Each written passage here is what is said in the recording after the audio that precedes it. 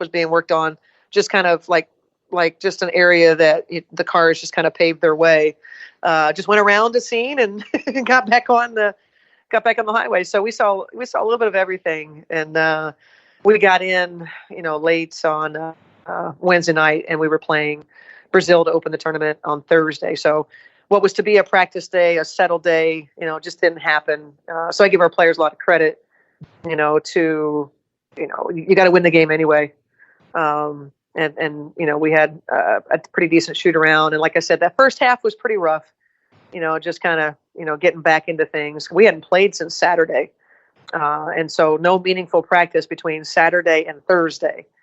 So that was, and it showed, but we, we hung in there and got a quality win against Brazil. And then now we have a day off. This is kind of nice that we got when we finally got to Bahia Blanca, that you could actually unpack because you're going to be here, until Monday. So, that was kind of nice. So, but the travel's tough. Brazil had the same scenario, their flight, they weren't able to get here. So I don't know. It seems to make sense to me to try to find locations that aren't so difficult to get to, but that's probably a little too obvious. I'm sure there's some other things at play here, but this is all the glamorous life that we lead with USA Basketball. Oof. Yeah, that sounds a little primitive to me for a group of elite athletes and a team that wins all the time. It seems like somebody could do something better there. Let me thank Cara Quinn, Cara Quinn, realtor at Brick and Bannister, brickandbannister.com. That's Bannister with one N.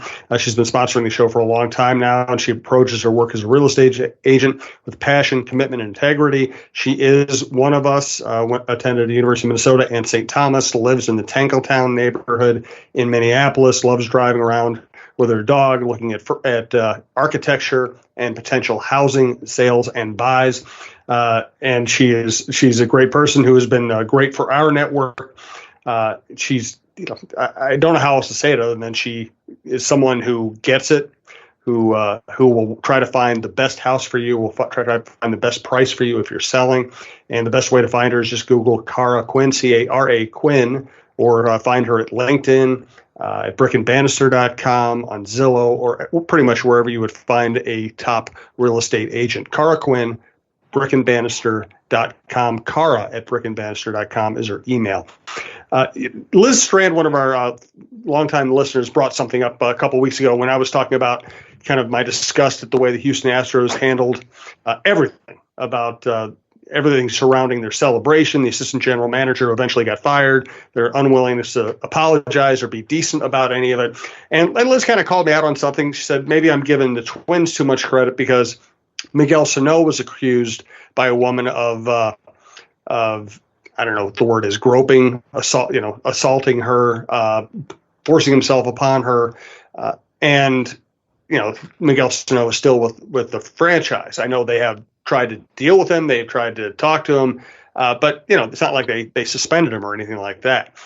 I guess, and this is where talking about anything in this realm can be so difficult, because I don't know if I'm being too soft on the Twins or if it's just a different reality when it's one of your players and you try to deal with things in-house and try to I don't know. I'm just going to let you be my conscience on this. Am I being too easy on the Twins and too hard on the Astros, or are there different kinds of situations when you're running a franchise where you might not be as overt in punishing somebody or dealing with a situation like that? No, I don't think they're different situations. And I think, to give the Twins a pass, probably is being a little bit light on them.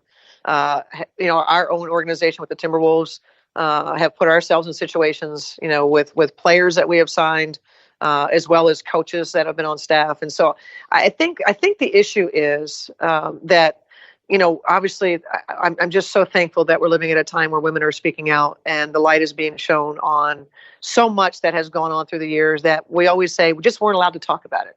We just didn't talk about it. We just accepted it, being groped, being, whatever.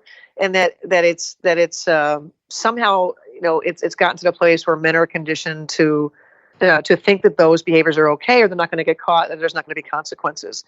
And so I think we're far behind in how to deal with those situations when they do arise.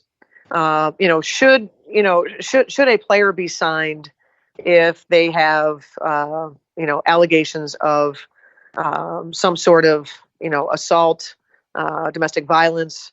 We had the same thing in the WNBA when Raquan Williams was signed by the LA Sparks, pending an investigation. I think sports is pretty far behind in how we deal with that. And I frankly think that USA Basketball, or, the Olympic USOC has what's called safe sport.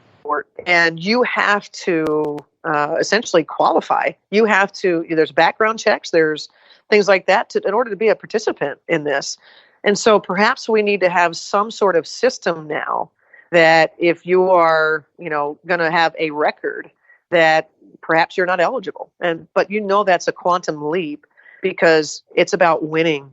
And, Antonio Brown is probably going to re-sign with a team. Those things are going to go on. Somebody's going to look the other way, because you know why? The fan base is saying, we want to win. And so they have to balance this. We're trying to win, but yet we've got this issue over here. And really the culture in sports, largely men's sports, is to just say, oh, well, that didn't really happen the way she said it happened. And we make excuses for what happened. And we sort of victim shame a little bit. And then if there is a court hearings, the way that, that it's pretty easy. I think the burden of proof for these sorts of things, unfortunately, is so great sometimes that many of these men that do these things aren't convicted of anything, or they settle. Kobe Bryant's another example. There's just so many, and so I think our system fails us. I think our greed in sports fails us, and I don't see any end in sight. And I think any organization that takes on someone that has known to be abusive to women, should be criticized. But more than criticism, we need to find a way as sports leagues to do better. Yeah, well said. I'm glad you put it that way.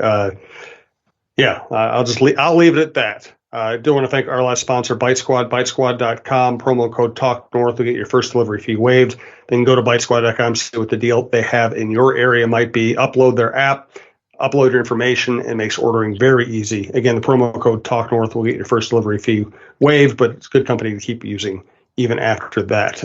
Any thoughts on, I know you haven't been in town. I was just wondering, have you talked with Lindsay Whalen about her feelings about how things are going for her? Unfortunately, I have, and I have, just on Twitter feed have just, I follow the teams, the games. I catch up pretty much every day on collegiate basketball. So I know that happy with the recent win, but honestly, I have not been able to be as engaged as I would like to be to understand the new team. We have messaged back and forth. She tells me, I like the young players, but I just haven't had a chance to see them. So I am anxious to get back to town to take in a little bit more and be a little closer to it. Yeah, and right now football is consuming most of my job because the Gophers and the Vikings are both good. But I'm looking forward to the time of the year when I can bear down a little bit more on basketball. I want to get out and see her team a little more than I have so far. Let's wrap right now. When do you come back to town?